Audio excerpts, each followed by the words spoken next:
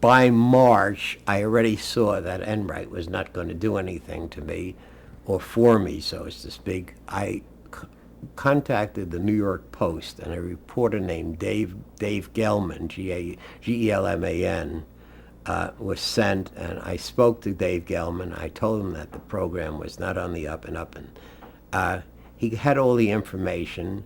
As a matter of fact, later on, I spoke to the defunct Journal American, another newspaper, to a guy named Jim Horan, told him the story, told Jack O'Brien, who is a radio television columnist for the Journal American. In fact, I spoke to him several times and told him my story. And everybody was afraid to publish the story because they were afraid of libel suits. And so everything remained hidden, and they did not publish. However, when Adado, in August, approximately August of 1958, Eddie Hilgemeyer, a guy by the name of Eddie Hilgemeyer, went public about the game show Dado being rigged, and they asked anybody with any knowledge to step forward, and contact the New York County District Attorney's Office. At that point, I made the fateful telephone call, and once they found out I had gone to the District Attorney's Office, all these newspapers rushed into print with the story with my byline, of all things. It would say, for example, game show blah blah by Herb Stempel, not their own names, but by Herb Stempel.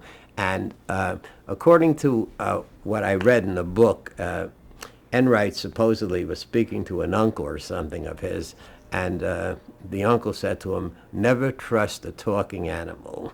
In other words, you never know with whom you're dealing, in other words.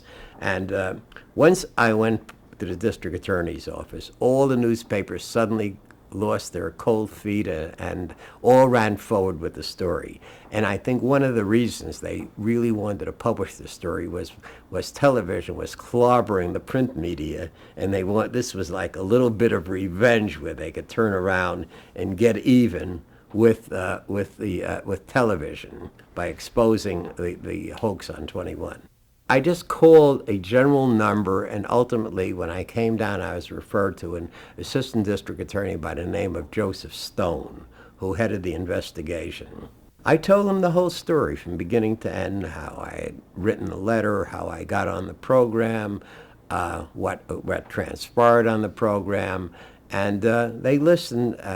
It was quite a few hours of recitation as to what was going on, and then they started to investigate, and they found out everything I said was true. This all occurred way back in 1958. He asked me, in other words, about Jack Barry. I told him I didn't know anything about Jack Barry. Why was I doing this? I was very upfront with him, and I told him why. And the investigation proceeded, and ultimately they convened the grand jury. I was called before the grand jury, and I testified, and something like 100 and something other people testified, and most of them perjured themselves and denied that there was no rigging going on, and that they did not participate in any rigged game show.